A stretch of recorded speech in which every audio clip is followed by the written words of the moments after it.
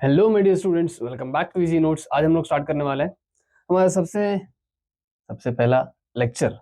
किसका? तीसरे चैप्टर का। ठीक है, metals and non metals chapter में सबसे पहला लेक्चर स्टार्ट करने वाले हैं। देखते हैं क्या है सबसे पहले लेक्चर में।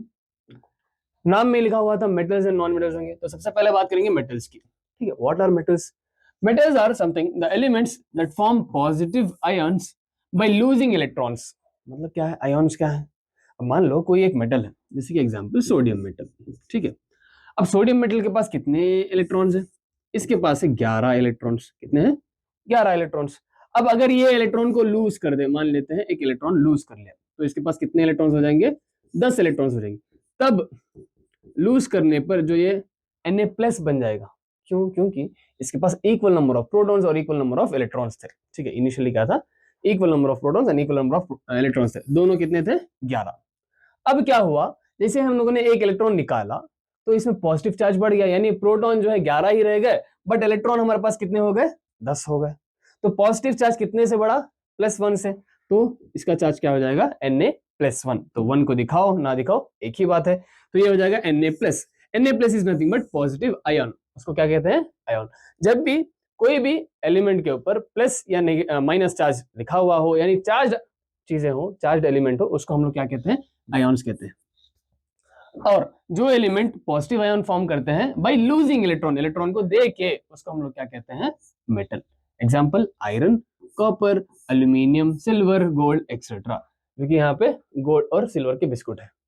ठीक है, आगे खा जाए? नहीं है, क्या करेंगे खा के? चलो आगे देखते हैं फिजिकल प्रॉपर्टीज ऑफ मेटल। अब मेटल की प्रॉपर्टीज के बारे में बात करते हैं। सबसे पहले अकरेंस, मतलब कैसे अकर करता है, किस स्टेट में अकर करता है, सॉलिड, लिक्विड, गैस, किस तरह से मेटल जो है अकर करते हैं। तो मोस्टली सॉलिड्स, मोस्टली क्या रहते हैं? Solids at room temperature. Room temperature मतलब 27 डिग्री सेल्सियस, राइट? तो मोस्टली क्या क्या रहते हैं? वो सॉलिड्स रहते हैं। एक्सेप्शन, एक्सेप्शन है क्या? कभी भी इसमें याद रखो कि एक्सेप्शन आप लोगों को बहुत अच्छे से याद होने चाहिए। केमिस्ट्री में एक्सेप्शंस बहुत अच्छे से याद होने चाहिए, क्योंकि वहां से क्वेश्चंस बन सकते हैं। तो एक्सेप्शन क्या है? Mercury is the only liquid metal. Mercury क्या है? ओनली लिक्विड मेटल है। मतलब जितने भी मेटल्स की बात करें सारे क्या है? सॉलिड्स है। उसमें से सिर्फ एक मेटल जो है मर्क्यूरी, वो क्या है? लिक्विड है। याद रखेंगे? हाँ याद रखेंगे। अपीयरेंस मतलब दिखने में कैसे हैं? दिखने में मेरे जैसे हैं। देखो, metals in pure state having shiny surface, right? Shine करते होंगे, मैं शाइन नहीं कर रहा हूं, बस कहने के लिए कह रहा हूं। ठीक है, shiny surface with metallic lustre. Lustre मतलब शाइनी शाइनी होंगे। ठीक है, फ्रेशली कट और क्लीन मेटल्स शाइन। अगर फ्रेशली क्या करेंगे हम लोग? मेटल्स को कट करेंगे या क्लीन करेंगे तो क्या करते हुए दिखाई देंगे हम लोगों को? शाइनी शाइनी दिखाई देंगे। तो मेटल्स क्या होते हैं? शाइनी होते हैं, जिसे हम लोग क्या कहते हैं? लस्ट्रस कहते हैं। क्या करते हैं? क्या कहते हैं उसको? लस्ट्रस। लस्ट्रस। ठीक है, शाइनी होना मतलब लस्ट्रस होना। Okay, example iron, copper, aluminium, magnesium, बहुत सारे मेटल्स हैं हमारे पास। ओके, चलो नेक्स्ट बात करते हैं हार्डनेस, कि मेटल हार्ड होते हैं या सॉफ्ट होते हैं। देखते हैं कि मेटल्स कैसे होते हैं। Metals are generally hard, but hardness varies from metal to metal. हर मेटल क्या होता है? हार्ड होता है, बट अलग अलग मेटल्स अलग अलग लेवल की हार्ड, मतलब हार्डनेस प्रेफर करते हैं। मतलब आयरन मेटल ज्यादा हार्ड होगा, कैल्शियम थोड़ा कम होगा, सोडियम और पोटेशियम नाइफ से ही कट हो जाएंगे। तो उस तरह के अलग अलग मेटल्स होंगे। Example iron, copper, zinc. But याद रखो एक्सेप्शन क्या है? Exception lithium, sodium, potassium are very soft, बहुत सॉफ्ट है। Can be cut with a knife, knife से भी कट कर सकते हैं उनको। किसको? सोडियम, पोटेशियम एंड लिथियम, यानी फर्स्ट ग्रुप वाले एलिमेंट्स। ठीक है, क्या होते हैं? वो सॉफ्ट होते हैं, जिसको हम लोग कैसे कट कर सकते हैं? नाइफ से कट कर सकते हैं। जनरली मेटल्स क्या होते हैं? हार्ड होते हैं। ठीक है, उसका एक एक्सेप्शन है क्या? ये सॉफ्ट होते हैं। चलो मैलिएबिलिटी, मैलिएबिलिटी क्या है? Ability of metals to be beaten into thin sheets. Thin sheets में, जैसे कि अब मान लो कोई भी चीज को आपको रैप करना है। ठीक है, जैसे कि अगर कहीं आप लोग कहीं रोल लेने गए, शॉर्मा रोल मुझे बहुत पसंद है, तो मैं लेने जाता हूँ। अगर मैं पार्सल कराऊं तो क्या करेंगे? वो एक तो पेपर से रैप करेंगे, उसके बाद जब रैप करना होगा तो एल्यूमिनियम फॉइल यूज करेंगे, राइट? एल्यूमिनियम फॉइल यूज करके रैप करके देंगे। अच्छा, अब एल्यूमिनियम फॉइल क्या है? Aluminium is an metal. अब वो अगर एक मेटल है तो क्या होगा? मेटल को हम लोगों ने थिन शीट में कन्वर्ट किया हुआ है। वही एबिलिटी को हम लोग क्या कहते हैं? मैलिएबिलिटी। क्या कहते हैं, मैल्येबिलिटी। ठीक है, अच्छा, ability of metals to be beaten into thin sheets, example gold, silver, aluminium foil. ठीक है, बना सकते हैं हम लोग। Note point, gold and silver are most malleable. Gold and silver क्या है, मोस्ट मैल्येबल है। अच्छा, अब जबकि ये मोस्ट मैल्येबल है तो हम इनको यूज क्यों नहीं करते, एल्यूमिनियम फॉइल क्यों यूज करते हैं? राइट, सिंपल चीज है। राइट, अगर गोल्ड और सिल्वर जो है क्या है, मोस्ट मैल्येबल, मतलब बहुत ही थिन शीट्स में कन्वर्ट किए जा सकते हैं, तो हम लोग गोल्ड और सिल्वर क्यों यूज नहीं करते, इंस्टेड ऑफ हम लोग एल्यूमिनियम फॉइल यूज करते हैं? क्योंकि gold and silver are expensive. पहनने के लिए ही लिया नहीं जा रहा, थिन शीट्स के लिए लेंगे क्या? नहीं, राइट, क्योंकि ये क्या होते हैं, एक्सपेंसिव होते हैं, बहुत ही महंगे होते हैं। चलो नेक्स्ट, डक्टिलिटी। डक्टिलिटी क्या है, ability of metals to be drawn into thin wires. Wires जो बनते हैं they are of metals. Usually कौन से मेटल के वायर बनता है, कॉपर मेटल के, राइट। हाँ, but example gold, copper, silver, बहुत सारे मेटल्स हैं। मोस्ट डक्टाइल, गोल्ड क्या है, बहुत ही ज्यादा डक्टाइल है। ये एक्सेप्शन की तरह भी ले सकते हैं आप लोग, एक्सेप्शन नहीं, नोट पॉइंट की तरह ले सकते हैं हम लोग। ठीक है, नोट पॉइंट की तरह ले सकते हैं कि गोल्ड जो है क्या है, मोस्ट मैल्येबल है, मतलब मोस्ट डक्टाइल है, मोस्ट मैल्येबल भी है और मोस्ट डक्टाइल भी है। हाँ, यानी थिन वायर्स में इसको भी हम लोग कन्वर्ट कर सकते हैं, जैसे कि 1 gram of gold can be used for 2 kilometre long wire. इतनी लंबी वायर बनाने के लिए सिर्फ 1 ग्राम गोल्ड काफी है। देख रहे हो, समझ रहे हो? ठीक है, क्या 1 gram gold can be used to make 2 kilometre wire, right. 1 gram of gold can be used to make 2 kilometre long wire. उतनी लंबी वायर बनाने के काम आता है कौन, गोल्ड। इसीलिए वो बहुत ही ज्यादा डक्टाइल है, बट यूज क्यों नहीं करते फिर से, क्योंकि वो एक्सपेंसिव है। Instead we use copper. Ductility, जिसके थ्रू कंडक्टिविटी अच्छे से हो सकती है। कंडक्टिविटी, नेक्स्ट वही आ गया। Metals are good conductors of heat and electricity, मतलब हीट और इलेक्ट्रिसिटी को इजीली पास कर सकते हैं कौन, metal. Example silver and copper are the best conductors. Best conductors कौन सा है, silver and copper are the best conductors, बहुत ही अच्छे कंडक्टर्स है। मतलब क्या है कि ये दोनों इजीली, बहुत अच्छे से जो है, हीट हो या इलेक्ट्रिसिटी हो, यानी एनर्जी को अच्छे से एक जगह से दूसरी जगह ट्रांसफर होता है। इसीलिए हम लोग क्या करते हैं, बहुत सारे वायर जो है वो किससे बने होते हैं, कॉपर से बने होते हैं। सिल्वर से क्यों नहीं, क्योंकि वो फिर से एक्सपेंसिव है, राइट। हाँ, एक्सेप्शन क्या है, lead and mercury are the poor conductors. Lead हो या मर्क्यूरी हो, वो यूज नहीं करते, क्योंकि वो क्या है, पुअर कंडक्टर्स है। ये हमारा एक्सेप्शन है जो कि हमें याद रखना है। Note, wires are coated with PVC और rubber to prevent shocks. Wire को ऊपर से एक पीवीसी ये जो कोटिंग करा हुआ था, राइट। जैसे कि अब कोई भी वायर हो, अगर मैं इस वायर की बात करूं, देखो देखो देखो, ये वायर है, इसको ऊपर से क्या हुआ, क्या किया हुआ है, कोटिंग किया हुआ है, यानी ब्लैक कोटिंग की हुई है। तो उसका मतलब क्यों कर रहे हैं, क्योंकि अंदर के जो वायर्स है उसको अगर डायरेक्टली टच कर लेंगे तो मुझे क्या लग जाएगा, शॉक लगेगा। तो इसी वजह से क्या करते हैं हम लोग, पीवीसी या रबर से उसको कोट करके रखते हैं, क्योंकि शॉक से बचने के लिए। चलो आगे बात करते हैं, सोनोरिटी। सोनोरिटी क्या है, metals produce a ringing sound when struck. मतलब अगर मेटल को ऐसे जाके स्ट्रक कर देंगे, ऐसे ये स्ट्रक हो गया ऐसे जाके, तो क्या होगा, रिंगिंग साउंड प्रोड्यूस होगा। इसीलिए जो बेल्स हैं, बेल्स होते हैं, right, school bells, college bells, जहां भी बेल्स होते हैं वो मेटल के बने हुए होते हैं। एक जगह लगने पर क्या होगा, वो आवाज करेंगे।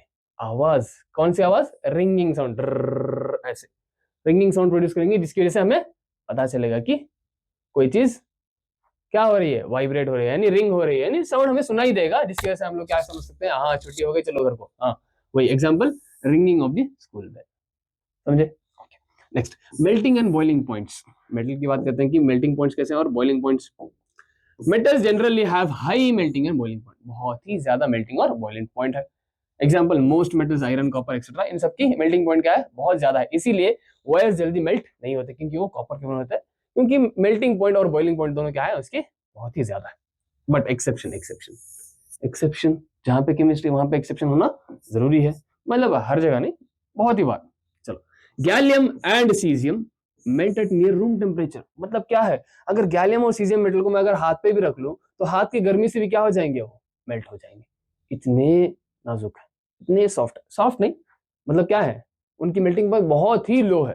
क्या है, बहुत ही ज्यादा लो है, कि यहाँ पे वो पिघल जाएंगे। कहाँ पे, हाथ पे ही, मतलब रूम टेम्परेचर के, यानी 27 डिग्री सेल्सियस पे पिघल जाएंगे। वैसे होते हैं कौन कौन, गैलियम और सीजियम। सही है, चलो आगे बढ़े। नेक्स्ट बात करते हैं नॉन मेटल्स की। What are non metals now? Non metals are something elements that typically gain electrons. अब मेटल्स लूज कर रहे हैं तो ये क्या करेंगे? गेन करेंगे। To form the negative ions, वो क्या फॉर्म कर रहे थे? Positive ions. और शेयर इलेक्ट्रॉन्स, या तो ये शेयर भी करते हुए दिखाई देंगे कि आपके पास एक इलेक्ट्रॉन कम है, मेरे पास एक इलेक्ट्रॉन ज्यादा है, चलो हम लोग मिलकर एक बॉन्ड बना लेते हैं। ऐसे भी करते हुए दिखाई दे सकते हैं।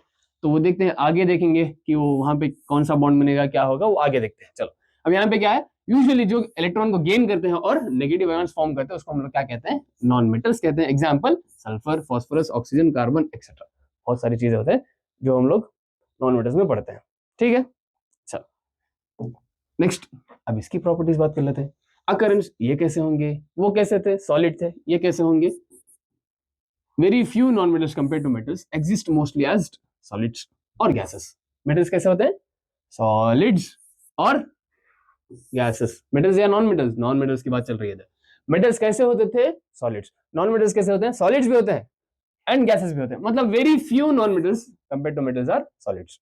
ठीक है, सॉलिड्स अगर मान लो कि मेटल्स जो है 100 सॉलिड्स है, ठीक है, अच्छा मान लो कि 50 मेटल्स जो है सॉलिड्स है, जस्ट जनरली कह रहा हूं नंबर, 50 मेटल सॉलिड है।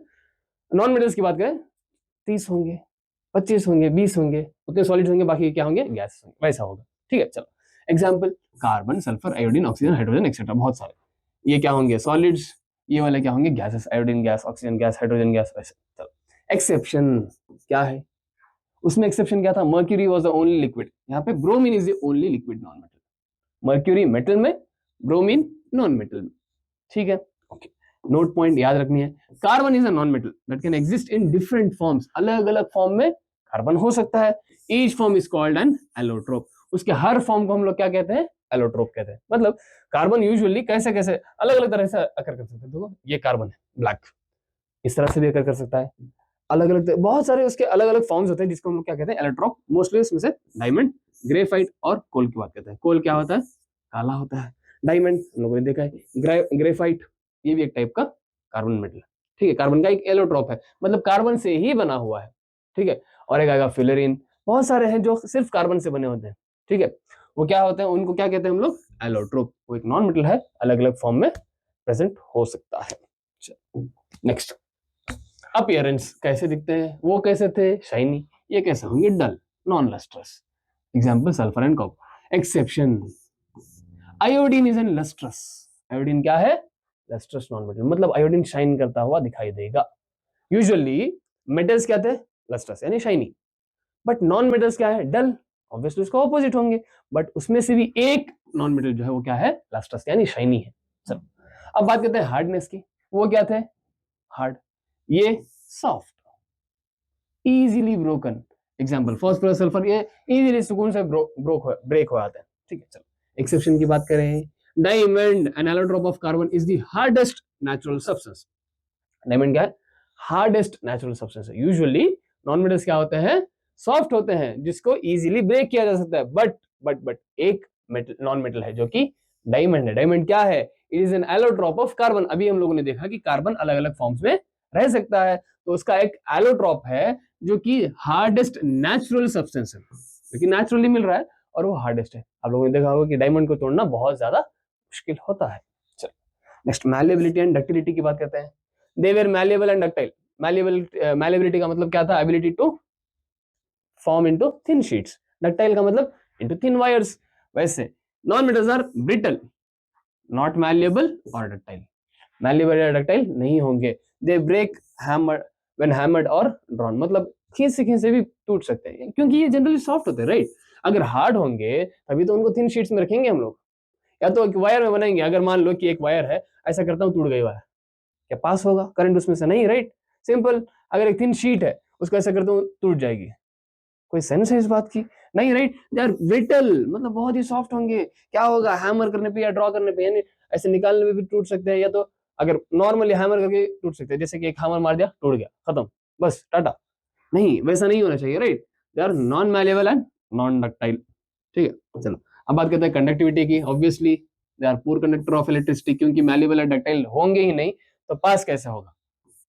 एक्सेप्शन, एक्सेप्शन क्या है?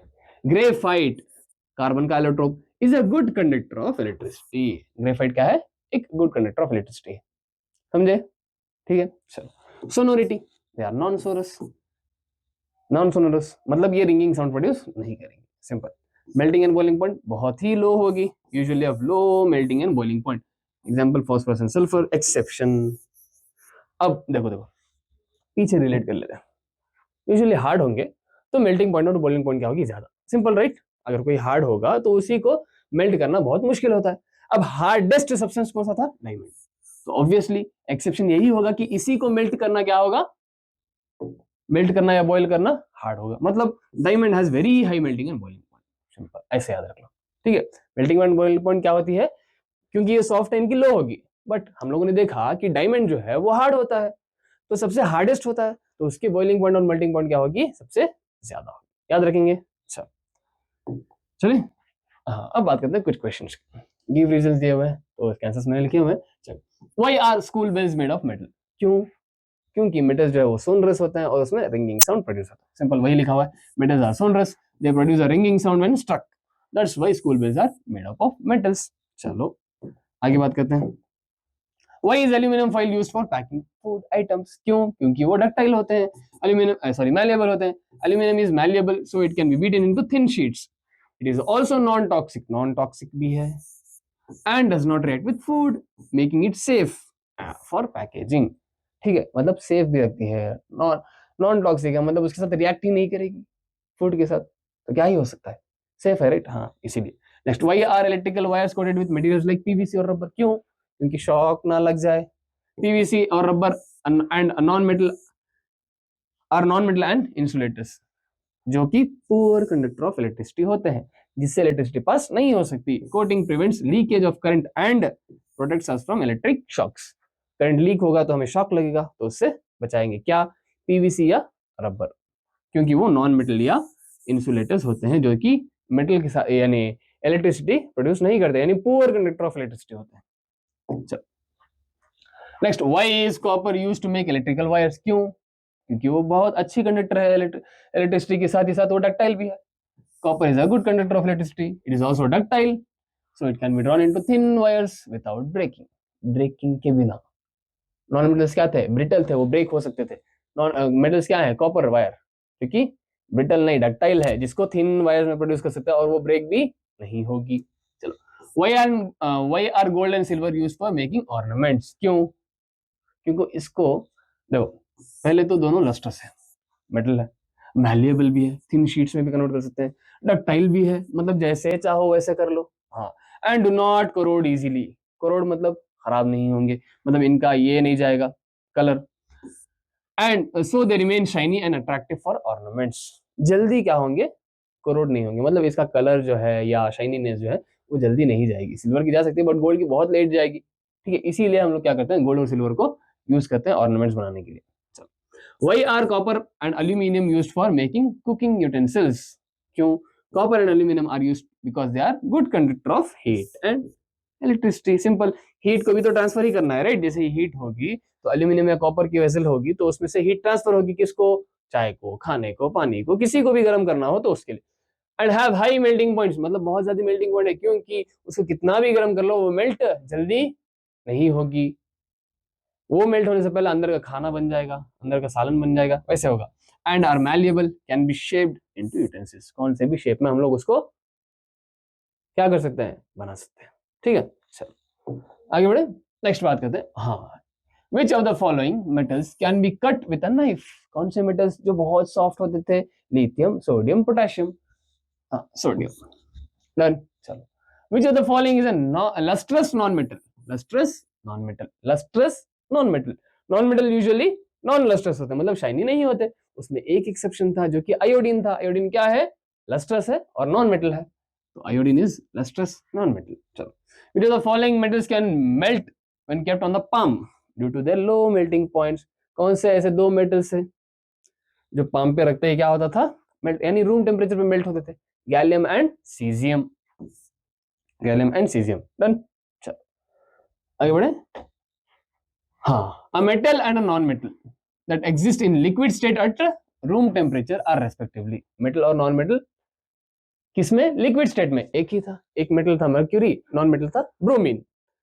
वही दो जो है लिक्विड स्टेट में होता है, bromine and mercury, mercury and bromine. देखो आप लोग पहला ऑप्शन पढ़ते ही इसको मार्क कर सकते थे, राइट, जो कि गलत हो जाएगा। ये आंसर है, क्यों? क्योंकि इसने पहले मेटल पूछा है फिर नॉन मेटल पूछा है। पहले मेटल मतलब पहले मेटल का आंसर आना चाहिए, नॉन मेटल मतलब नॉन मेटल का आंसर बाद में आना चाहिए। Mercury and bromine, not bromine and mercury, this will be a wrong answer. ठीक है, next, chemical properties of metal. Physical properties हो गए, अब फिजिकल अपीयरेंस सब हो गया, अब केमिकल प्रॉपर्टीज कैसे रिएक्ट करते हैं, क्या करते हैं वो देखते हैं। चलो, reaction of metals with oxygen, किसके साथ रिएक्ट कर रहे हैं अब? ऑक्सीजन के साथ। चलो देखते हैं कि ऑक्सीजन के साथ कैसे रिएक्ट करते हैं। Metals react with oxygen to form metal oxides, क्या बनाते हैं वो? Metal oxide, which are basic in nature. कैसे हैं वो? Basic in nature. Metal oxide मतलब हम लोगों ने ऑक्सीजन के साथ रिएक्ट, किसी भी दो अलग अलग एलिमेंट्स को रिएक्ट करेंगे केमिकल रिएक्शन में, तो उनका एक इक्वेशन बनता था। केमिकल इक्वेशन कैसे बनता है, केमिकल फॉर्मूला कैसे बनता है, हम लोगों ने फर्स्ट चैप्टर के लेक्चर में ही देखा हुआ है। तो यहाँ पे मेटल के साथ अगर ऑक्सीजन को रिएक्ट करेंगे तो मेटल ऑक्साइड बनेगा। जैसे कि एग्जांपल, अगर पोटेशियम को ऑक्सीजन के साथ रिएक्ट करूं तो वो बनेगा पोटेशियम ऑक्साइड, राइट, K2O, क्योंकि K की वैलेंसी 1 होती है, O की वैलेंसी 2 होती है, तो K2O हो जाएगा। चलो इसको बैलेंस करना हम लोगों ने फर्स्ट चैप्टर में सीख रखा है, ठीक है। अगर नहीं आता तो वहां देख के उसके बाद यहाँ आइए, ठीक है। अच्छा, अब K2O की बात करें तो क्या है? रिएक्ट्स विगरसली, बहुत ही जल्दी, catches fire if kept in open, open में रखेंगे तो फायर कैच कर लेगा। इसीलिए क्या करते हैं इसको? Stored in kerosene oil to prevent accidental fires. क्या कहते हैं इसको? केरोसिन ऑयल में डाल के रखते हैं, जिसकी वजह से फायर्स यानी इजीली जल जाता है, राइट, कैचेस फायर इजीली। क्या हुआ है? अगर ओपन में रखेंगे तो जल्दी। अब क्या होगा? सोडियम मेटल ओपन में रखा हुआ है, ऑक्सीजन आया, इसके साथ रिएक्ट करेंगे, एयर में ऑक्सीजन है, आया, रिएक्ट किया, फुल, बहुत ही जल्दी क्या हो गया? जल गया। इसीलिए इसको क्या करते हैं? किसमें डाल के रखते हैं? स्टोर्ड इन केरोसिन ऑयल, ठीक है। चलो अब नेक्स्ट बात करते हैं सोडियम की। सोडियम अगर रिएक्ट करेगा तो 2Na2N2O बनेगा।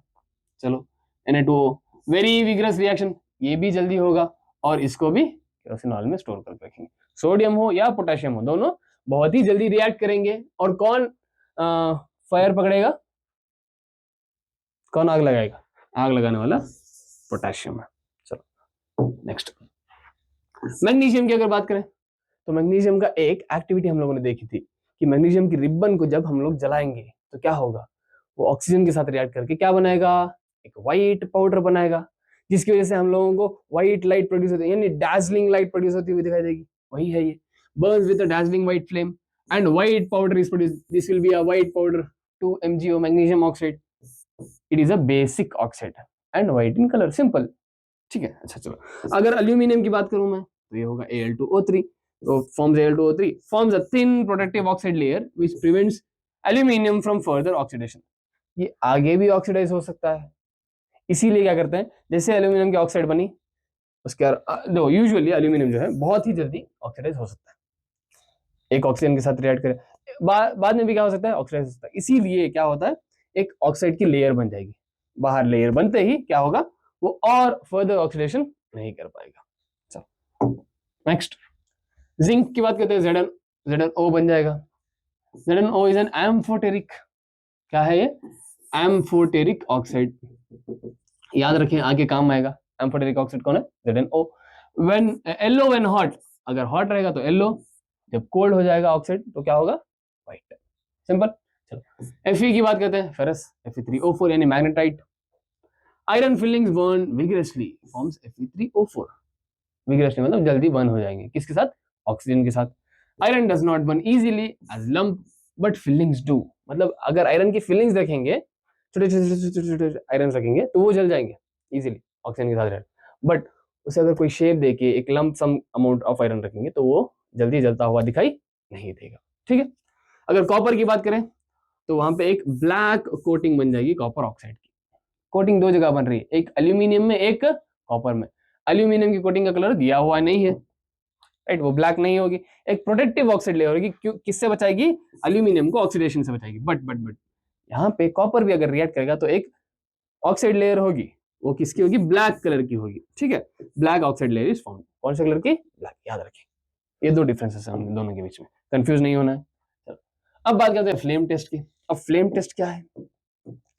Flame test is nothing but अगर कोई एलिमेंट है, उसका कोई आयन बना है, आयन मतलब चार्ज इलेक्ट्रॉन लूज करके या गेन करके खुद को आयन बनाता है, ठीक है।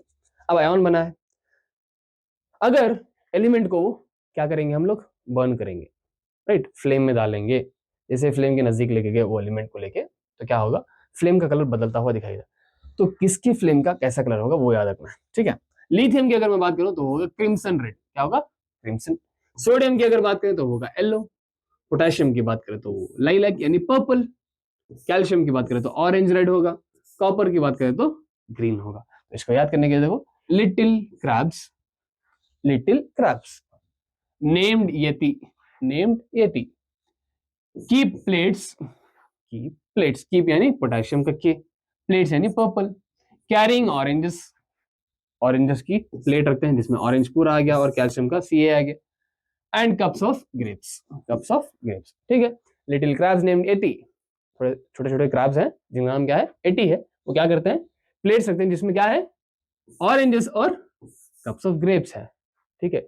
ऑरेंजेस भी और कप्स ऑफ ग्रेप्स भी है, जिसको रखते हैं उस तरह से हम लोग याद रख सकते हैं, या तो ऐसे डायरेक्टली याद रख लो कि लिथियम का क्रिम्सन रेड होगा, सोडियम का येलो होगा, पोटेशियम का पर्पल होगा, फिर क्या हमारे पास कैल्शियम का ऑरेंज रेड होगा और कॉपर का ग्रीन होगा, ठीक है, इजी डन। आगे बढ़े। अब बात करते हैं एम्फोटेरिक ऑक्साइड की। अभी हम लोगों ने देखा कि जिंक ऑक्साइड क्या था, एम्फोटेरिक था। अच्छा चलो देखो, metal oxides are generally basic in nature. Usually क्या होते हैं, मेटल ऑक्साइड्स बेसिक होते हैं, which turns moist red litmus blue। Usually basic होंगे तो रेड लिटमस को ब्लू करने के लायक होंगे, हाँ काबिल होंगे। चलो next example, MgO, CuO, Na2O, K2O, मतलब क्या, magnesium oxide, copper oxide, sodium oxide, potassium oxide, सब क्या है, बेसिक इन नेचर है। यूजुअली क्या है, ये सब बेसिक इन नेचर है, जो क्या करते हैं, रेड लिटमस को ब्लू में कन्वर्ट करते हैं। अच्छा but some metals oxide show both acidic and basic nature। मतलब थोड़े ऐसे ऑक्साइड्स भी हैं जो बेसिसिटी भी दिखाएंगे और एसिडिटी भी, मतलब एसिडिक नेचर या बेसिक नेचर दोनों दिखा सकते हो। डिपेंड करता है कि किसके साथ रिएक्ट कर रहे हैं। अगर वो बेस के साथ रिएक्ट करेंगे तो एसिडिक बन जाएंगे, अगर एसिड के साथ रिएक्ट करेंगे बेसिक बन जाएंगे। मतलब जो जैसा होगा उसके साथ घुल मिल जाएंगे वैसे। तो वैसे नेचर को, वैसे ऑक्साइड को हम लोग क्या कहते हैं, उसको कहते हैं एम्फोटेरिक ऑक्साइड। क्या कहते हैं उसको, एम्फोटेरिक ऑक्साइड्स, ठीक है। एग्जांपल यानी एल्यूमिनियम के ऑक्साइड्स हो या जिंक के ऑक्साइड्स हो, इनको हम लोग क्या कहते हैं, amphoteric oxides. Such metal oxides which react with both acid as well as bases to produce salt and water। Salt और वाटर कब प्रोड्यूस होंगे, acid plus base will give us salt and water. तो अगर base के साथ react करेंगे तो acid बन जाएगा, अगर एसिड के साथ रिएक्ट करेंगे तो बेस बन जाएगा, मिलके क्या बनाएगा, सॉल्ट एंड वाटर। उसको हम लोग क्या कहते हैं, एम्फोटेरिक ऑक्साइड। क्या कहते हैं उसको, एम्फोटेरिक ऑक्साइड। चलो अब देखते हैं, Al2O3 एल्यूमिनियम ऑक्साइड है, हाँ। इसको अगर एसिड के साथ रिएक्ट करेंगे तो क्या बनेगा, AlCl3 एल्यूमिनियम क्लोराइड सॉल्ट बना प्लस वाटर, Al2O3। अब इसको बेस के साथ रिएक्ट करेंगे NaOH, तो क्या बनेगा, salt, sodium aluminium oxide, aluminate, sorry sodium aluminate बनेगा प्लस वाटर, यानी एक सॉल्ट बना फिर वाटर। मतलब एसिड के साथ रिएक्ट करने पर बेस जैसा बिहेवियर, बेस के साथ रिएक्ट करने पर एसिड जैसा बिहेवियर। ऐसे ऑक्साइड्स को क्या कहते हैं हम लोग, एम्फोटेरिक ऑक्साइड। ऐसे बहुत सारे और ऑक्साइड्स हो सकते हैं, जो कि जिंक ऑक्साइड हो गया, PbO lead oxide, tin oxide, tin dioxide, chromium oxide, बहुत सारे जो आर्सेनिक के साथ, टिन के, टाइटेनियम के साथ, वेनेडियम के साथ, बेरिलियम के साथ, बहुत सारे ऐसे ऑक्साइड्स हो सकते हैं जो कि एम्फोटेरिक इन नेचर है। बट हम लोगों को Al2O3 और ZnO ये दोनों याद रखें तो काफी है। बहुत बार इसी को यूज करते हैं। ZnO भी आप यूज करके देख सकते हैं, वो भी क्या बनाएगा, एक एसिड और बेस के साथ रिएक्ट करेगा। जब एसिड के साथ रिएक्ट करेगा तो बेस बन जाएगा, बेस के साथ रिएक्ट करेगा तो एसिड बन जाएगा, ठीक है। Example question, consider the following metals, sodium, calcium, aluminum, copper, silver and iron। Select from the above metals a metal which, अच्छा अलग अलग चीजें दिया हुआ है, does not react with oxygen even at high temperature। Oxygen के साथ react नहीं करता even at high temperature। अरे अभी तो हम लोगों ने ये किया ही नहीं है भाई, रुको, कौन से मेटल रिएक्ट करते हैं ऑक्सीजन के साथ, कौन से नहीं रिएक्ट करते। ओ उसको तो इन्होंने उड़ा ही दिया, वो एक नोट पॉइंट थी, ठीक है, याद रखें। क्या है, सिल्वर और गोल्ड जो है किसके साथ रिएक्ट नहीं करते, ऑक्सीजन के साथ रिएक्ट नहीं करते कौन से भी टेम्परेचर पे, ये हो जाएगा हमारा Ag। ठीक है, चलो, reacts with oxygen at ordinary temperature and forms a protective oxide layer which prevents a metal from further oxidation। Protective oxide layer दो चीजों को बनती थी, एक कॉपर और दूसरी एल्यूमिनियम। कॉपर के लिए ब्लैक रहती थी और एल्यूमिनियम के लिए एक ऐसी लेयर बनती थी जो क्या करती थी, प्रिवेंट फ्रॉम ऑक्सीडेशन। तो ये क्या हो जाएगा हमारा, aluminium will be the answer. चलो, catches fire when kept in open, कौन सा वाला, सबसे पहला वाला, potassium. Does not burn in oxygen, but the hot metal is coated with a black colored oxide layer। black colored oxide layer, copper। सही है, silver, aluminium, potassium and copper. Ferrous और calcium का यहाँ पे काम ही नहीं था, क्योंकि चार ही ऑप्शन दिए थे। चलो आगे बढ़े, नेक्स्ट बात है, the products form when aluminium and magnesium are burned in presence of air. जब एल्यूमिनियम बर्न होगा in air it will form Al2O3, right, यही फॉर्म होगा,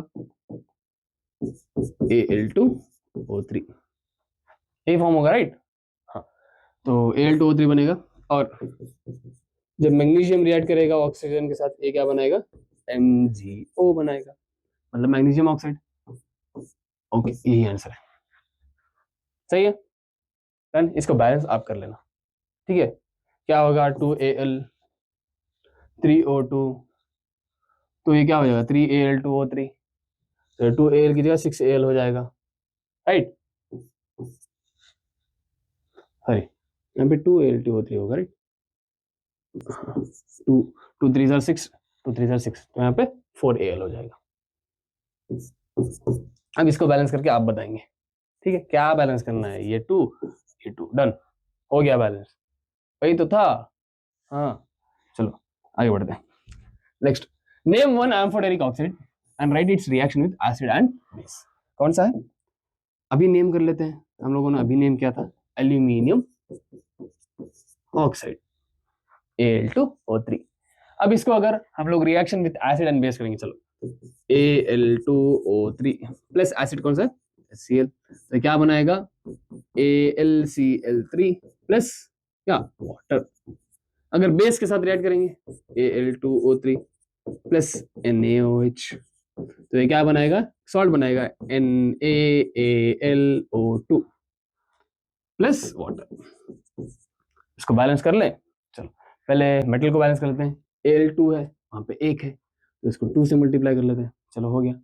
अब Cl 1 है, यहाँ पे 2 3 6 है, तो इसको 6 से मल्टीप्लाई कर लेते हैं, चलो हो गया।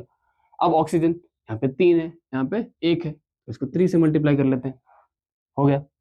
अब हाइड्रोजन 6 है, यहाँ पे भी 6 है, तो बैलेंस, डन। अब इसको बैलेंस कर लेते हैं, यहाँ पे 2 एल्यूमिनियम, यहाँ पे 1 ही है, इसको 2 से मल्टीप्लाई कर लेते हैं। फिर सोडियम मेटल को, यहाँ पे 1 यहाँ पे 2, इसको भी 2 से मल्टीप्लाई कर लेते हैं, डन, ओके। नेक्स्ट, ऑक्सीजन की बात करते हैं, यहाँ पे 3 यहाँ पे 2, 5 हो गए, यहाँ पे 2 टू द 4 4/5, हाँ 5 हो गए। हाइड्रोजन की बात करते हैं, यहाँ पे 1, सॉरी यहाँ पे भी 2 यहाँ पे भी 2, हाँ ये भी बैलेंस, सही है, इजी। तो इस तरह से हम लोग क्या करते हैं, Al2O3 अगर एसिड के साथ रिएक्ट करेगा तो बेस बन जाएगा, बेस के साथ रिएक्ट करेगा तो एसिड बन जाएगा। इसी को हम लोग क्या कहते हैं, एम्फोटेरिक ऑक्साइड। कौन सा है, Al2O3 एल्यूमिनियम ऑक्साइड। चलो हाँ, नेक्स्ट बात करते हैं, reaction of metals with water, पानी के साथ कैसे रिएक्ट करते हैं। जब metals react with water to produce metal hydroxide या तो ऑक्साइड, उसी का ऑक्साइड बनाएंगे, हाइड्रोक्साइड भी हो सकता है या ऑक्साइड भी हो सकता है, and hydrogen gas. Metal plus water will give metal hydroxide या ऑक्साइड प्लस हाइड्रोजन गैस भी प्रोवाइड करेंगे। चलो, तो सबसे पहले बात कर लेते हैं reaction with alkalis. Alkali metal कौन से हैं हमारे पास, Na, Ka, Li, मतलब पहली ग्रुप वाले। चलो अब यहाँ पे 2 ही पढ़ने हैं। Alkali metals are very reactive metals, बहुत जल्दी रिएक्ट करने वाले, like sodium and potassium, which reacts vigorously with oxygen and water to form strong soluble bases, right। हम लोगों ने इससे पहले भी देखा कि जब ऑक्सीजन के साथ पोटेशियम या सोडियम रिएक्ट कर रहे थे तो वो क्या हो रहे थे, बहुत ही जल्दी रिएक्ट कर रहे थे। वही अगर वाटर के साथ भी रिएक्ट करेंगे तो क्या करेंगे, बहुत जल्दी रिएक्ट करेंगे, क्योंकि उनको बेस बनाना है, सॉल्युबल बेस बनाना है, जो कि अल्कली है, यानी हाईली रिएक्टिव है। They are stored in kerosene to prevent accidental fires, ये हम लोगों ने पहले भी पढ़ रखा है। चलो देखते हैं उनके रिएक्शंस क्या होंगे। 2Na + 2H2O will give 2NaOH + H2। Water का भी सोडियम पोटेशियम का वही होगा 2KOH + H2। ये क्या बन गया, सोडियम हाइड्रोक्साइड, ये बन गया हमारा potassium hydroxide. Reaction is so violent and exothermic that hydrogen gas catches fire. क्या लग जाएगी, आग लग जाएगी, ठीक है, उस गैस को आग लग जाएगी, बहुत ही ज्यादा वायलेंट है। कोल्ड वाटर के साथ रिएक्ट करे तो, किसके साथ, with cold water, with water usually, अगर याद रखो सिर्फ विथ वाटर याद रख लो, कोल्ड हो, हॉट हो, स्टीम हो, कैसा भी हो, रिएक्ट तो करेंगे पक्का। रिएक्शन ऑफ अदर मेटल्स, दूसरे मेटल्स की बात करते हैं। कैल्शियम की बात करूं तो क्या बनेगा, calcium hydroxide, CaOH2। Calcium hydroxide को क्या कहते हैं, स्लेट लाइन, हाँ, with hydrogen, reacts less violently with cold water. Cold water के साथ क्या होगा, लेस वायलेंटली रिएक्ट तो करेगा, बट लेस वायलेंटली, इनकी तरह वायलेंट नहीं हो जाएगा, साइलेंट रहेगा हमारी तरह। Hydrogen does not catches fire, अगर रिएक्ट जल्दी नहीं करेंगे तो हाइड्रोजन को आग भी नहीं लगेगी, राइट। हाँ, नेक्स्ट मैग्नीशियम की बात करते हैं। अब मैग्नीशियम में पानी कैसा यूज होगा, हॉट, नॉट विथ कोल्ड, क्योंकि no reaction with cold water, कौन, मैग्नीशियम, अच्छा, और मैग्नीशियम हाइड्रोक्साइड बनेगा।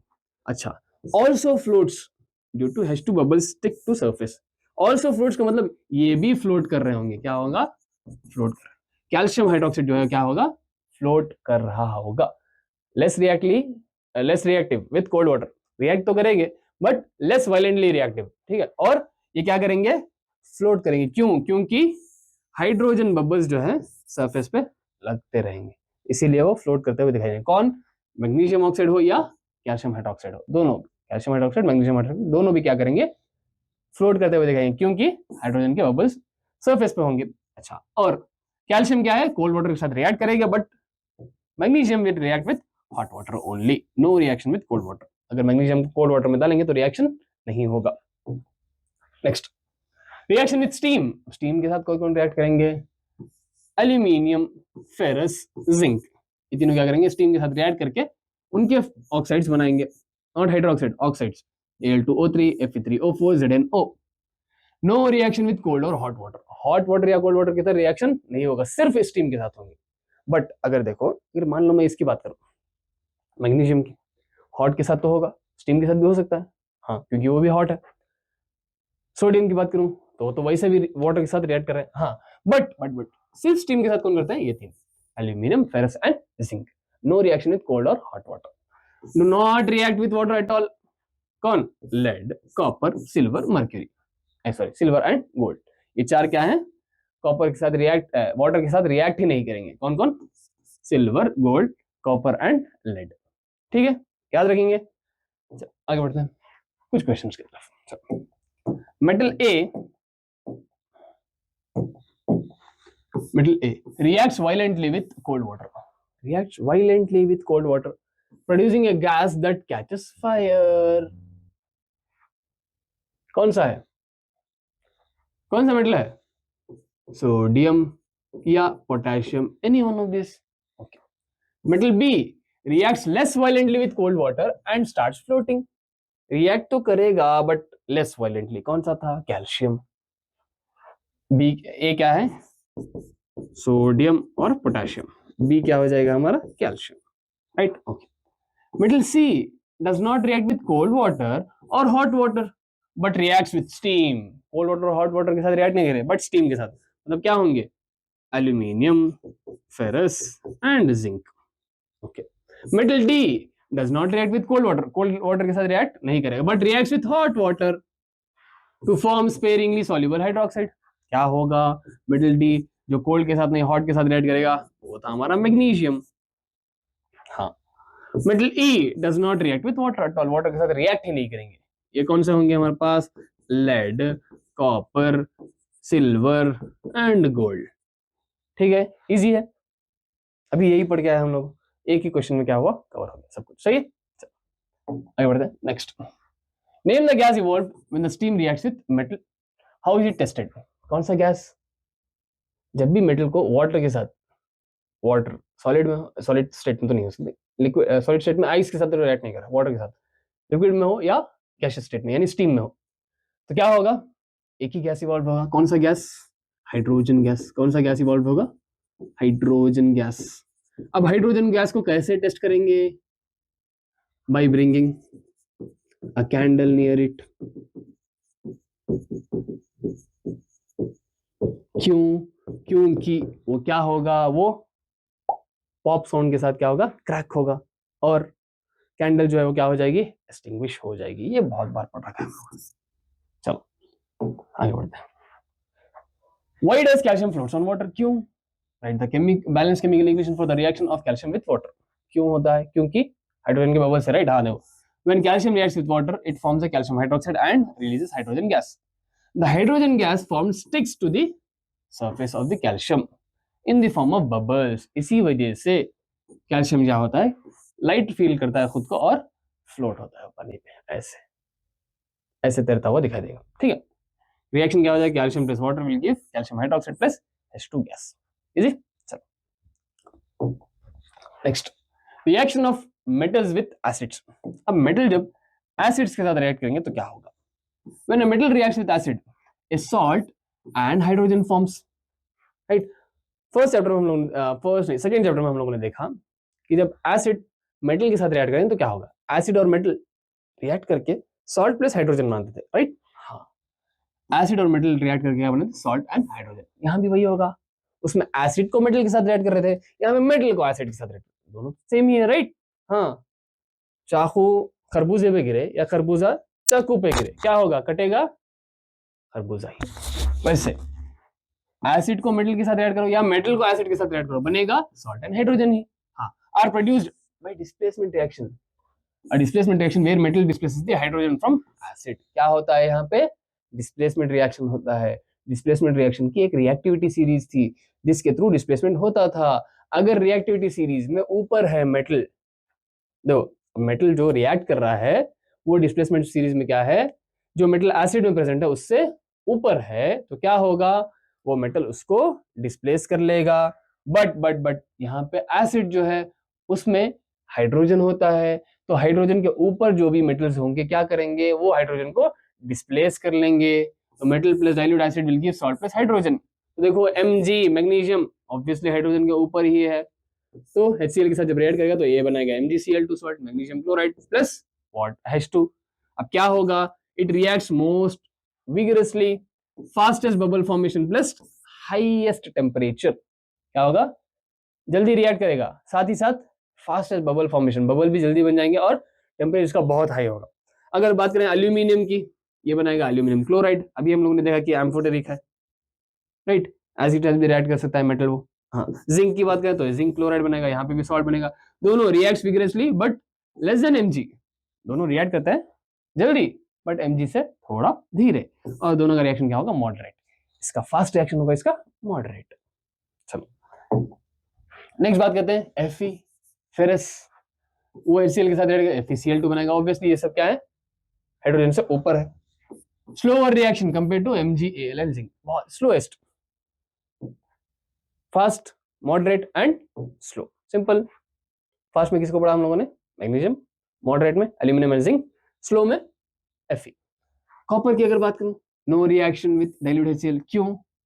नो बबल्स और टेम्परेचर चेंज, क्यों क्यों क्यों क्यों? क्योंकि मैं आपके लिए लाया हूं मेटल की रिएक्टिविटी सीरीज जो कि हम लोगों ने पढ़ रखी थी। देखो इसमें कॉपर कहाँ आता है, हाइड्रोजन के नीचे आता है। हाइड्रोजन के नीचे आने की वजह से क्या हुआ, हाइड्रोजन के नीचे आने की वजह से वो रिएक्शन नहीं करेगा, हाइड्रोजन को रिप्लेस नहीं कर पाएगा, रिप्लेस नहीं कर पाया, पीछे रह गया। कितना पीछे, एक स्टेप पीछे। ठीक है, इसीलिए नो रिएक्शन, नो बबल्स और टेम्परेचर चेंज। एक स्पेशल केस की बात करते हैं, नाइट्रिक एसिड। अगर इंस्टेड ऑफ HCl हम लोग नाइट्रिक एसिड डाल दें तो क्या होगा, उस एसिड के साथ क्या हमारा जो ये है, क्या मेटल रिएक्ट करेगा, देखते हैं। Hydrogen gas is not evolved when the metal reacts with nitric acid. क्यों? क्योंकि नाइट्रिक एसिड जो है it is a strong oxidising agent, मतलब दूसरों को ऑक्सीडाइज करने में बहुत मजा आता है, इसको बहुत ही मजा आता है। तो ये स्ट्रॉन्ग ऑक्सीडाइजिंग एजेंट है, तो मतलब इट ऑक्सीडाइजेस H2। H2 को क्या करेगा, ऑक्सीडाइज, मतलब ऑक्सीजन ले जा भाई, तू ले जा, क्या ले जा, ऑक्सीजन ले जा और पानी बना ले, वाटर बना ले एंड इटसेल्फ गेट्स रेड्यूस्ड, दूसरों को ऑक्सीडाइज करके खुद रेड्यूस हो जाए, reduced to any of the nitrogen oxide N2O NO2 NO, किसी भी नाइट्रोजन ऑक्साइड में क्या हो रहा है, कन्वर्ट हो जा रहा है, मतलब खुद को रिड्यूस करके दूसरों को ऑक्सीडाइज कर रहा है। कौन कौन HNO3, ये एसिड क्या है, it is a strong oxidising agent, दूसरों को ऑक्सीडाइज करने में इसको मजा आता है, तो उसको ऑक्सीडाइज करके पानी बना दिया, मतलब गैस ही नहीं निकलेगी, हाँ, और खुद रिड्यूस होकर ऑक्साइड बना रहा है। However, magnesium and manganese reacts with very dilute HNO3 to evolve H2 gas. But magnesium और manganese को किसी साथ ऐड करेंगे HNO3, बट जो कि क्या होना चाहिए, HNO3 बहुत ही डाइल्यूट होना चाहिए, डाइल्यूट मतलब बहुत ही पतला, उसके साथ अगर रिएक्ट करेंगे तो वहां पे H2 गैस के निकलने की संभावना, ठीक है। नेक्स्ट बात करते हैं एक्वारेजिया। अब क्या है aqua regia? Is a freshly prepared mixture of concentrated HCl and concentrated HNO3, मतलब HCl और HNO3 को मिला के एक मिक्सचर बनाएंगे जिसको हम लोग क्या कहेंगे, एक्वारेजिया, जिसका रेशियो फिक्स्ड होगा 3:1, मतलब HCl जो है 3 ग्राम होगा तो HNO3 1 ग्राम होगा, HCl अगर 9 ग्राम होगा तो HNO3 3 ग्राम होगा, मतलब इनका रेशियो फिक्स होना चाहिए, मास का रेशियो क्या है, फिक्स होना चाहिए 3:1। It is highly corrosive and fuming liquid capable of dissolving even noble metals, मतलब इसके अंदर अगर कुछ भी डाल दें नोबल मेटल्स भी, तो वो भी क्या हो जाएंगे, डिसॉल्व हो जाएंगे, like gold platinum which do not dissolve in either acid alone. मतलब देखो अगर मैं हाइड्रोक्लोरिक एसिड का एक बीकर रखा हुआ, उसमें अगर गोल्ड को डाल दूं तो डिसॉल्व नहीं होगा, दूसरे में HNO3 रखा हुआ, उसमें अगर गोल्ड डाल दूं तो डिसॉल्व नहीं होगा, तीसरे में दोनों को मिला के रखा हुआ है, उसमें अगर गोल्ड को डाल दूं बहुत जल्दी डिसॉल्व हो जाएगा, ठीक है। तो किसके काम आएगा, dissolving no even noble metals like gold platinum etcetera. In this process HCl provides chloride ions and HNO3 acts as an oxidizing agent। हमेशा याद रखो HNO3 स्ट्रॉन्ग ऑक्सीडाइजिंग एजेंट है, वो क्या करेगा, ऑक्सीडाइजिंग एजेंट से बिहेव करेगा और वो मेटल को क्या करेगा, ऑक्सीडाइज कर देगा and gets itself reduced to the form of NO NO2 N2O। Simple है, यहाँ पे क्लोराइड आयन देगा और वो क्या करेगा, मेटल को ऑक्सीडाइज कर देगा, उसको ऑक्सीजन दे देगा। It is used in the purification of and testing of gold and platinum in the laboratories and jewelry shops। मतलब अब मान लो कोई एक ज्वेलरी बन के आपके पास आई, ठीक है, तो आप लोगों ने अब उसको टेस्ट करने के लिए कि वो कंप्लीटली गोल्ड की है या किसी और चीज की है, क्योंकि मिक्सचर बहुत चलता है, तो क्या करें, अगर हम लोग इसका एक सोल्यूशन बनाएं और उसमें उस गोल्ड को डालें तो क्या होगा, वो डिसॉल्व होगा और गोल्ड अलग हो जाएगा, जो अलग दूसरा जो मिलावट होगी वो भी अलग हो जाएगा, तो उससे हमें पता चलता है प्यूरिफिकेशन, मतलब वो प्योर है या नहीं है, इसके लिए काम आता है, किसमें, ज्वेलरी शॉप्स या लैब्स में। चलो एक असर्शन रीजन का क्वेश्चन देखते हैं क्या है। Hydrogen gas is not evolve when a metal reacts with nitric acid. सही है भाई, असर्शन ट्रू है, तो assertion true assertion true assertion true, ये वाला तो नहीं होगा, चलो क्योंकि असर्शन फॉल्स दिया हुआ है। Nitric acid is a strong oxidising agent, हाँ, and reduces the hydrogen, strong oxidising agent है और रिड्यूस करेगा नहीं, यहां पे तो आना चाहिए था oxidise and oxidises the hydrogen producing the reaction to water, मतलब रीजन गलत हो गया, तो ये भी नहीं होगा, ये भी नहीं होगा, बट ये वाला आंसर होगा, रीजन इज फॉल्स। सही है, असर्शन ट्रू था, रीजन में फॉल्स था, क्या फॉल्स था, वो रिड्यूस नहीं करेगा हाइड्रोजन को, क्या करेगा, बल्कि ऑक्सीडाइज कर देगा हाइड्रोजन को पानी बनने के लिए, ठीक है। नेक्स्ट बात करते हैं reaction of metals with solution of other metals.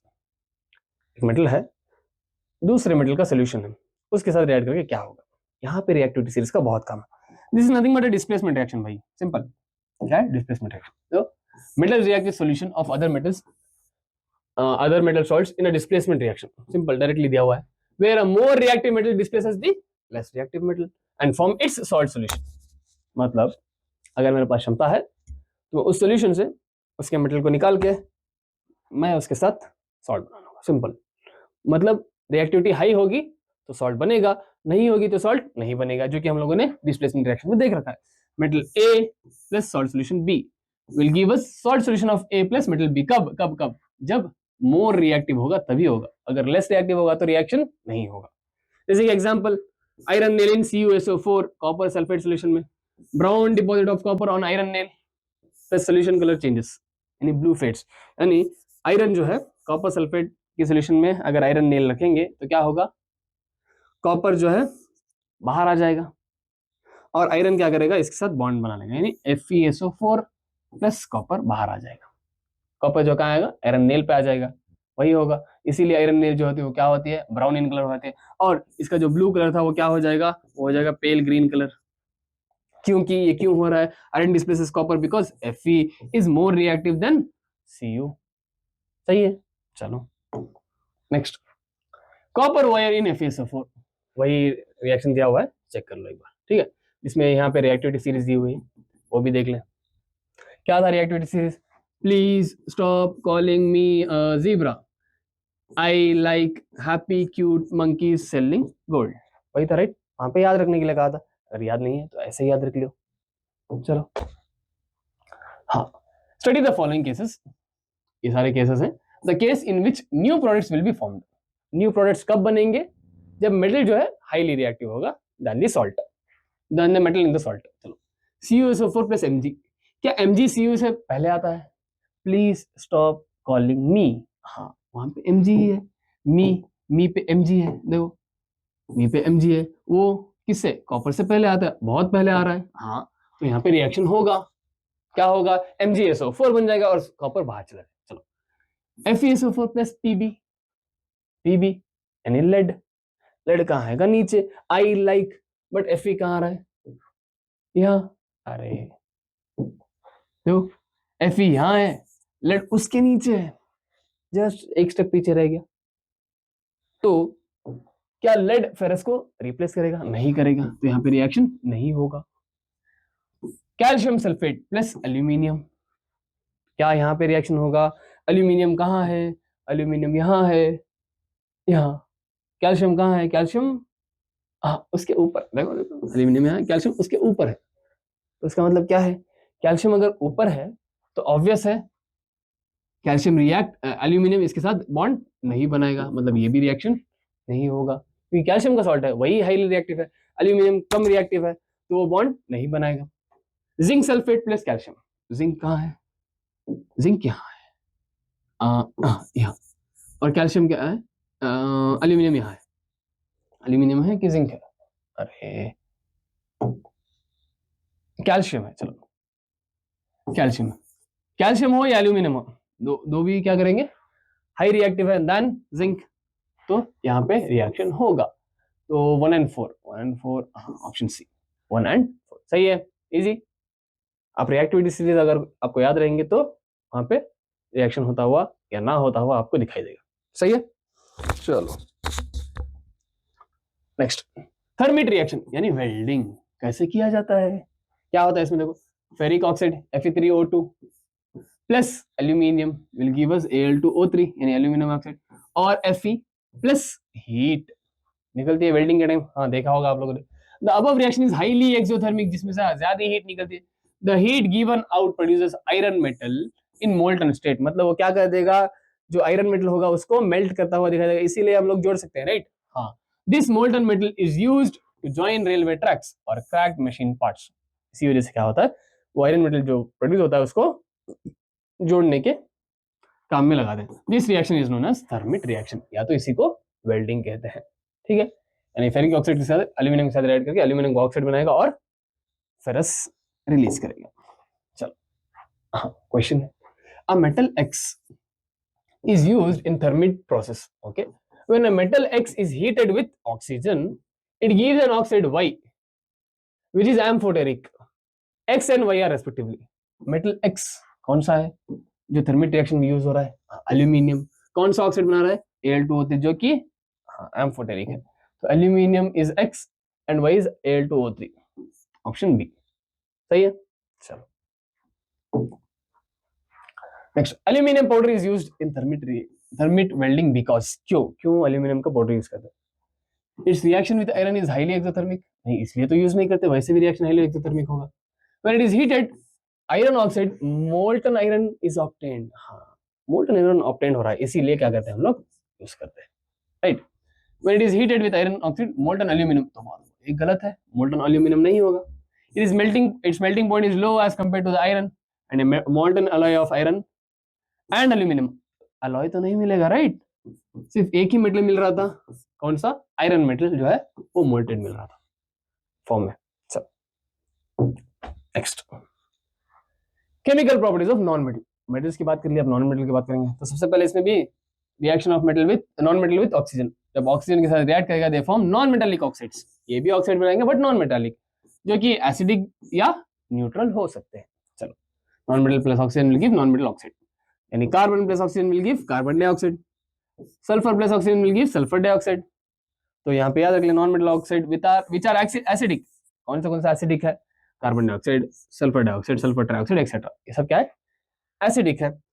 जो न्यूट्रल है वो कौन सा है, carbon monoxide, water, N2O etcetera.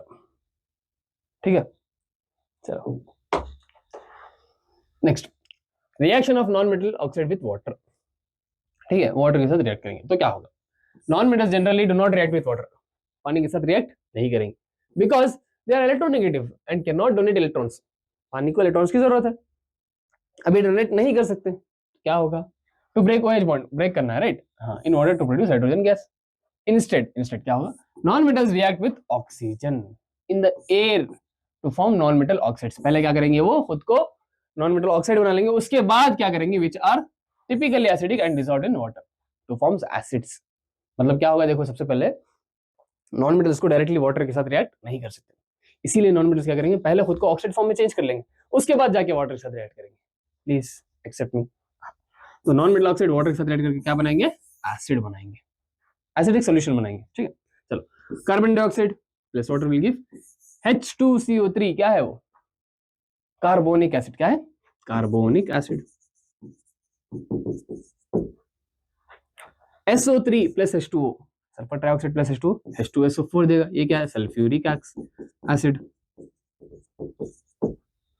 2NO2 plus H2O, ये क्या बनेगा, HNO2 और HNO3, ये है नाइट्रस ऑक्स एसिड और ये nitric aux acid.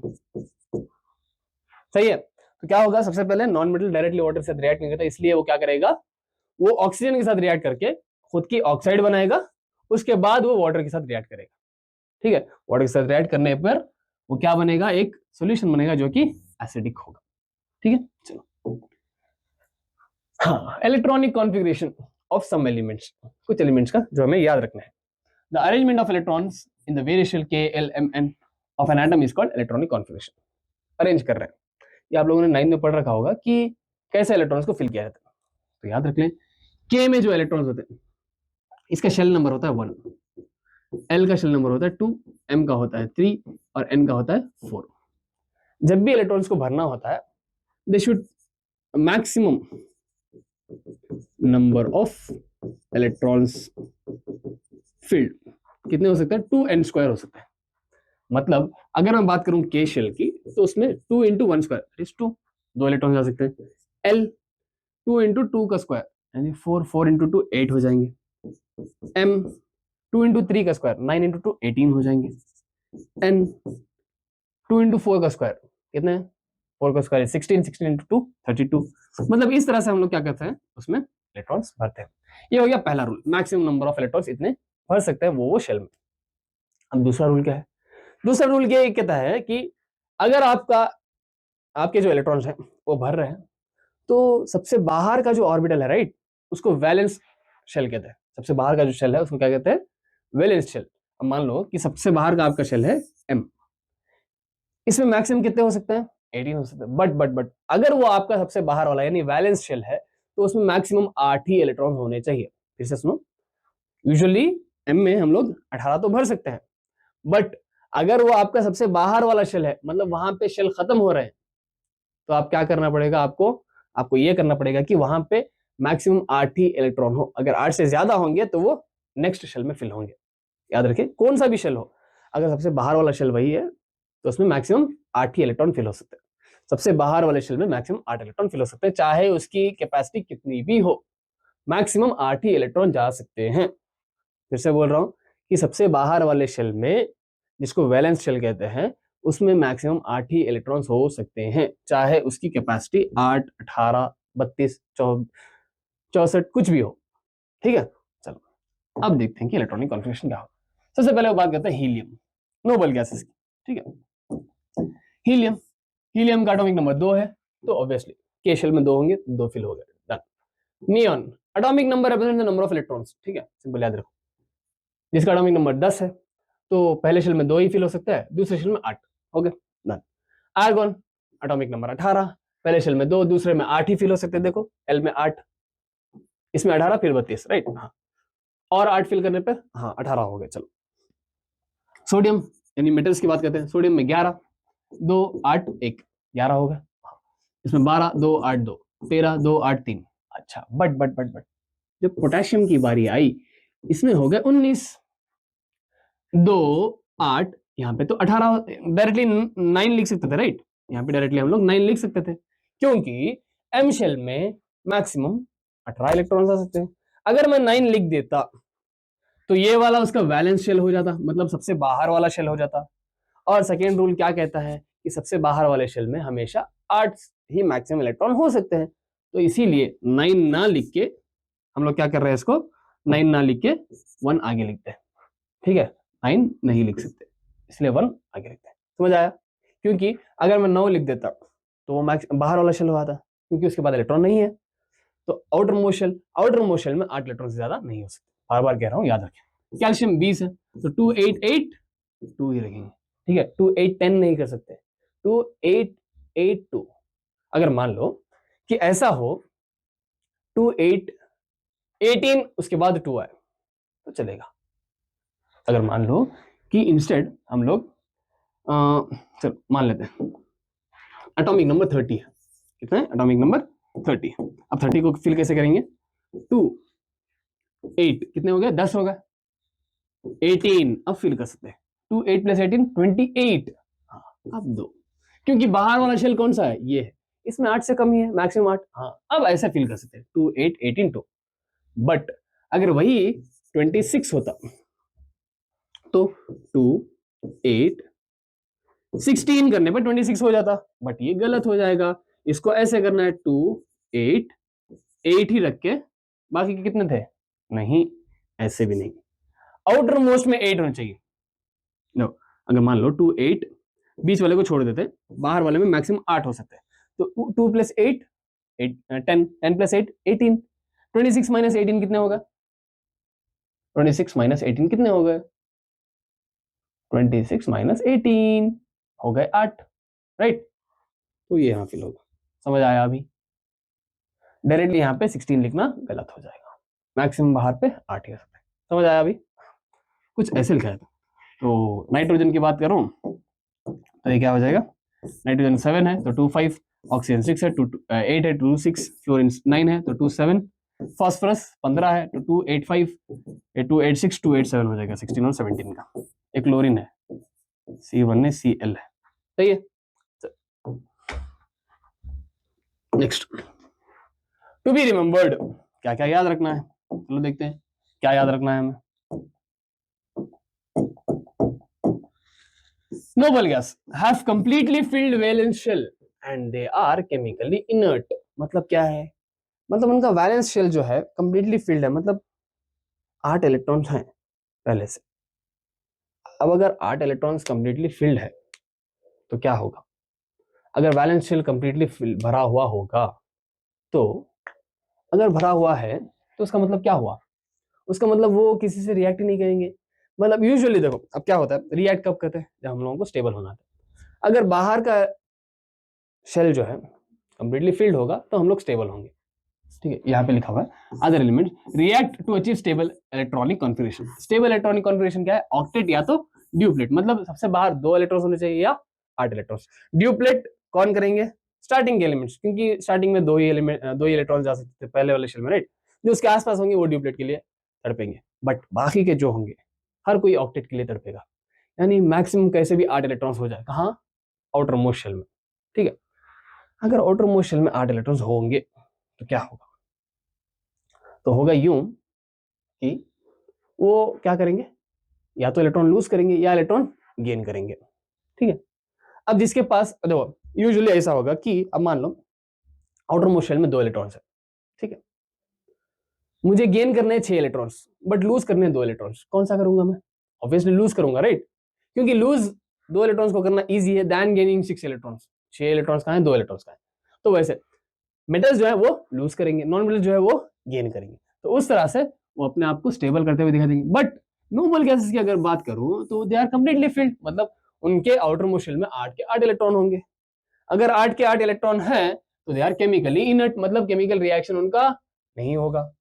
Metals loose electron and forms cations, non metals gain electron and form anions. Cations मतलब पॉजिटिव, एनायंस मतलब नेगेटिव।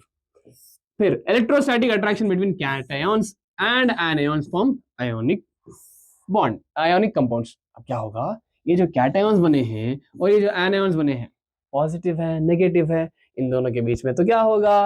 अट्रैक्शन। अब अट्रैक्शन होने की वजह से ये भी एक बॉन्ड बनाएंगे। अब ये जो बॉन्ड बना है उसको कहेंगे क्या? क्योंकि ये आयॉन्स बने हैं तो उस बॉन्ड को कहेंगे आयोनिक बॉन्ड, या तो उस कंपाउंड को कहें आयोनिक कंपाउंड और वो बॉन्ड को कहेंगे ionic that involves the transfer of electrons. मतलब देखो, अब अगर मैं बात करूं सोडियम की और क्लोरीन की, सोडियम का एटॉमिक नंबर कितना है? यहां से देखो, सोडियम का एटॉमिक नंबर है हमारा कितना? 11 इज 281। ठीक है, अब इसको एक इलेक्ट्रॉन लूज करने की जरूरत है। बट इसकी बात करूं क्लोरीन की, 287, इसको एक इलेक्ट्रॉन गेन करने की जरूरत है। तो ये दोनों मिलकर बॉन्ड बना सकते हैं। चल भाई, मैं एक इलेक्ट्रॉन लूज कर रहा हूं, तू एक इलेक्ट्रॉन गेन कर ले, दोनों की स्टेबिलिटी हो जाएगी। हाँ, तो उसी बॉन्ड को कहेंगे हम लोग क्या? Ionic bond. और उस कंपाउंड को कहेंगे क्या? आयोनिक कंपाउंड, जिसमें ट्रांसफर ऑफ इलेक्ट्रॉन्स होंगे, एक जगह से दूसरे का इलेक्ट्रॉन क्या होगा? ट्रांसफर होगा। चलो फॉर्मेशन ऑफ आयोनिक कंपाउंड देख लेते हैं कैसे फॉर्म होते हैं। चलो अब मैं बात करता हूँ किसकी? सोडियम की। Na की अगर बात करूं तो उसका एटॉमिक नंबर क्या है? 281। और अगर मैं बात करूं क्लोरीन की तो इसका एटॉमिक नंबर क्या होगा? 287। अब अगर ये एक इलेक्ट्रॉन को लूज कर लेगा, अगर ये एक इलेक्ट्रॉन को लूज करेगा तो ये बन जाएगा Na प्लस, और एक इलेक्ट्रॉन को इसने लूज कर लिया। चलो, और तब ये स्टेबल हो जाएगा, राइट, क्योंकि आउटर मोशन में 8 होंगे। अगर ये एक इलेक्ट्रॉन को गेन करेगा, Cl प्लस 1 इलेक्ट्रॉन, क्या होगा? Cl माइनस हो जाएगा। क्या हो जाएगा? Cl minus.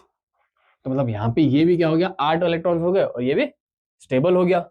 हाँ, अब ये कह रहा है कि मैं एक इलेक्ट्रॉन दे सकता हूँ, ये कह रहा है मैं इलेक्ट्रॉन ले सकता हूँ। एक देंगे एक लेंगे तो सिंपल बॉन्ड बना। देखो Na के पास सिर्फ एक इलेक्ट्रॉन है, प्लस Cl के पास पहले से 1 2 3 4 5 6 7 इलेक्ट्रॉन्स है। तो अब क्या ऐसे हो सकता है कि Cl जो है इसका एक इलेक्ट्रॉन ले ले और बैलेंस हो जाए, बैलेंस हो यानी स्टेबल हो जाए। तो क्या हो जाएगा? बनेगा Na प्लस और बनेगा Cl माइनस। क्या बनेगा? Na प्लस और Cl माइनस। अच्छा, अब यहाँ पे हम लोग ऐसे लगा सकते थे 1 2 3 4 5 6 7, और यहाँ पे एक इलेक्ट्रॉन आ गया, किसकी वजह से? Na की वजह से, तो ये बन गया माइनस। सही है। चलो अब बात करते हैं फॉर्मेशन ऑफ मैग्नीशियम क्लोराइड। अब मैग्नीशियम का फॉर्मूला लिख लेते हैं हम लोग। क्या होगा मैग्नीशियम? मैग्नीशियम का एटॉमिक नंबर कितना है? बताओ बताओ बताओ, याद नहीं? मैग्नीशियम यहीं पे लिखा हुआ, देखो यहीं यहीं यहीं पे लिखा हुआ। मैग्नीशियम क्या है? 12। एटॉमिक नंबर कितना है? 12। चलो नहीं है तो 12 कैसे लिखे? अरे आ जा भाई। हाँ, तो मैग्नीशियम का एटॉमिक नंबर क्या हो जाएगा? 282। क्लोराइड बोला है तो क्लोरीन का एटॉमिक नंबर क्या होगा? 287। तो मैग्नीशियम को 2 इलेक्ट्रॉन लूज करने की जरूरत है, यानी Mg अगर 2 इलेक्ट्रॉन लूज करेगा तो ये बचेगा Mg2 plus, plus 2 electron lose करेगा। हाँ, Cl को एक ही इलेक्ट्रॉन की जरूरत है तो ये बन जाएगा Cl माइनस। हाँ, अब ये 2 लूज करना चाह रहा है बट ये तो एक ही इलेक्ट्रॉन गेन करना चाह रहा है, तो ये क्या करेगा? रुको, मैं अपने दोस्त को लेके आता हूँ, एक और Cl को लेके आएगा। यानी देखो Mg 2 इलेक्ट्रॉन लूज करना चाह रहा था, तो Cl ने क्या किया? Cl ने किया कुछ यूं, यहाँ पे प्लस नहीं आएगा। Cl ने क्या कुछ यूं कि वो गया, मैं तो एक हूं, एक और दोस्त को लेके आ जाता, चलो, क्योंकि मेरे पास भी 7 है, इसके पास भी क्या है, 7 है, मैं स्टेबल हो रहा हूं तो मेरा भाई भी स्टेबल होगा, क्या बोलती है पब्लिक, राइट? ऐसे मैं स्टेबल हो रहा हूं तो ये भी क्या होगा, स्टेबल होना चाहिए। तो मतलब मैं हो रहा हूं तो वो भी हो जाए, bro, right? Brotherhood, bro code, ऐसे भाईचारा, हाँ, तो वही हो रहा है यहाँ। तो मतलब मैं हो रहा हूं तो मेरे दोस्त को भी कर लूं, ऐसे क्या करेगा वो, क्लोरीन को, एक और क्लोरीन को लेके आके क्या करेगा, बैलेंस कर ले। तो यहाँ पे क्या बनेगा, Mg2+, और ये बनाएगा Cl के साथ बॉन्ड,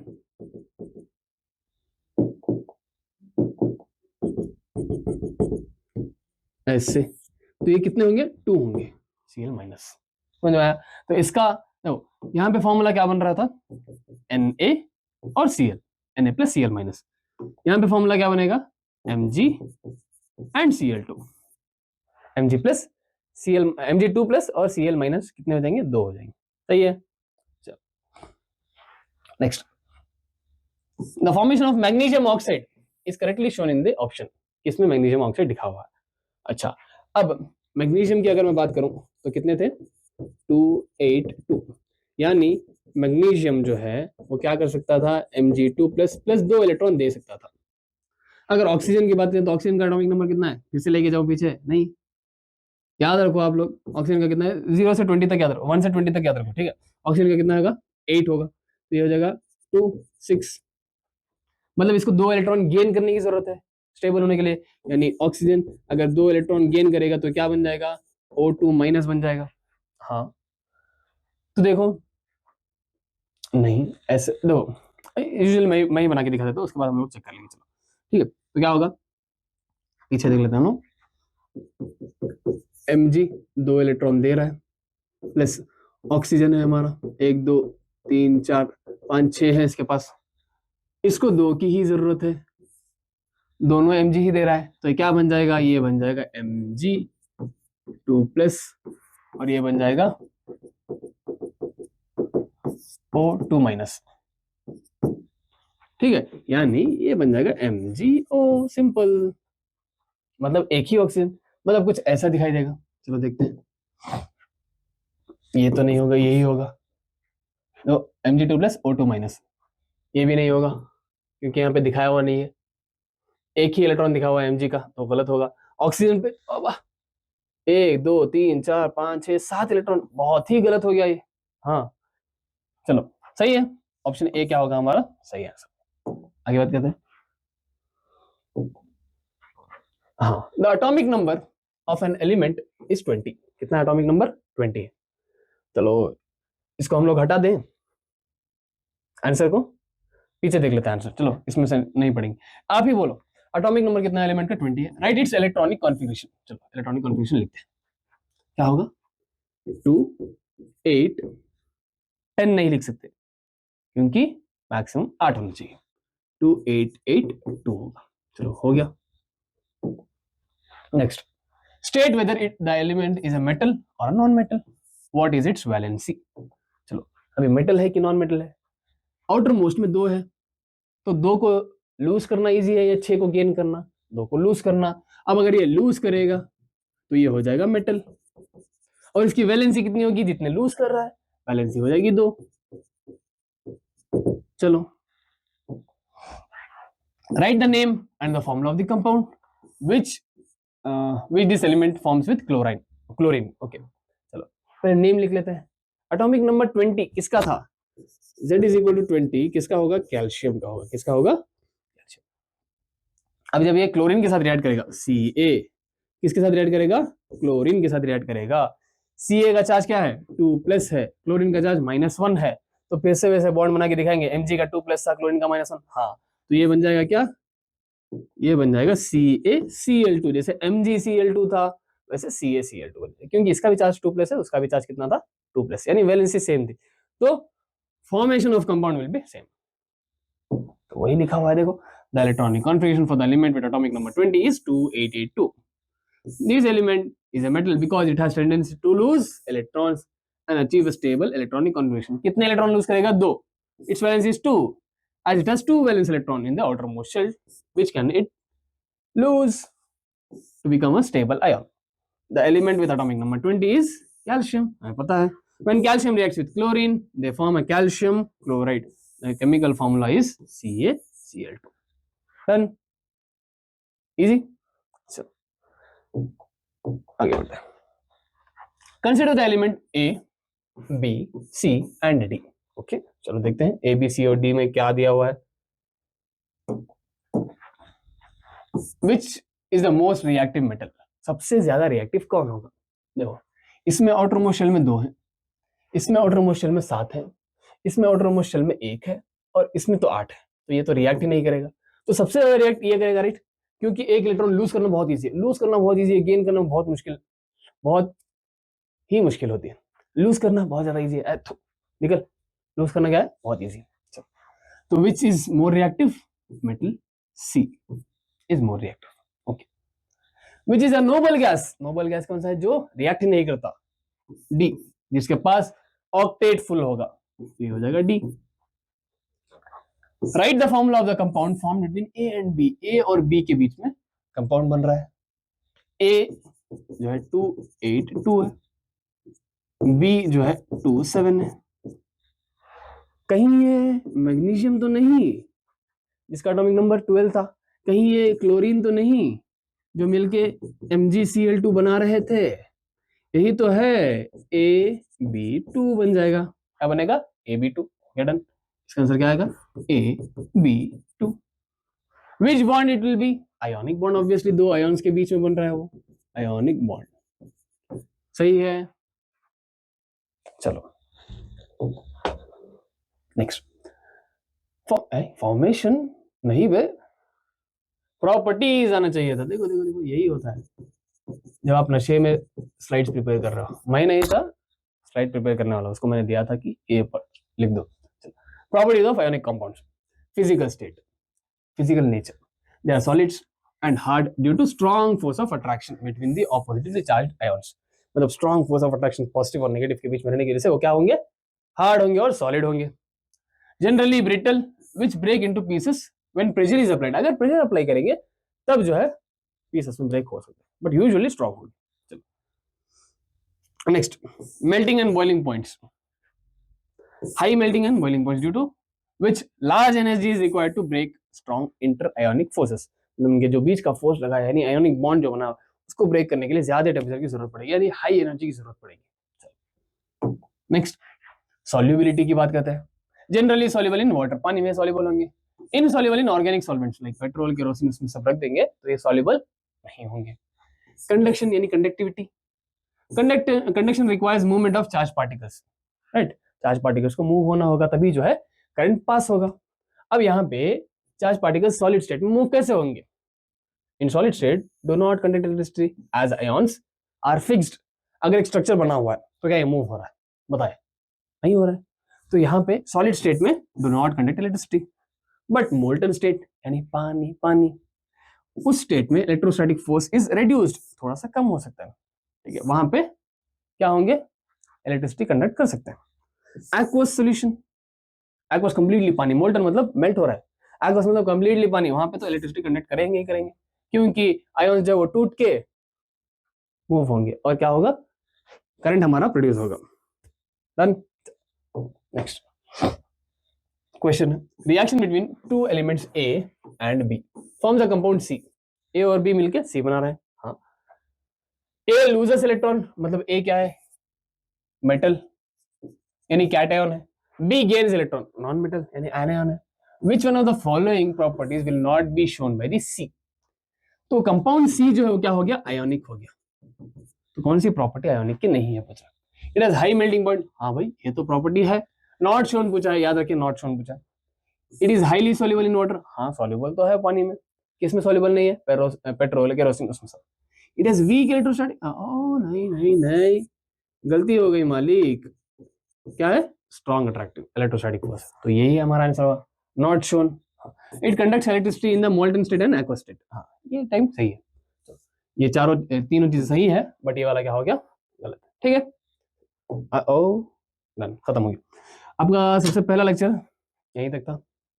एक और लेक्चर है इसका बाकी, उस लेक्चर में हम लोग चैप्टर को खत्म कर लेंगे, इसमें हम लोग कंप्लीटली अकरेंस ऑफ मेटल्स की बात करेंगे। ठीक है, तो मिलते हैं नेक्स्ट लेक्चर में, तब तक के लिए पढ़ते रहिए और डाउनलोड कीजिए इजी नोट्स आपको। Bye bye.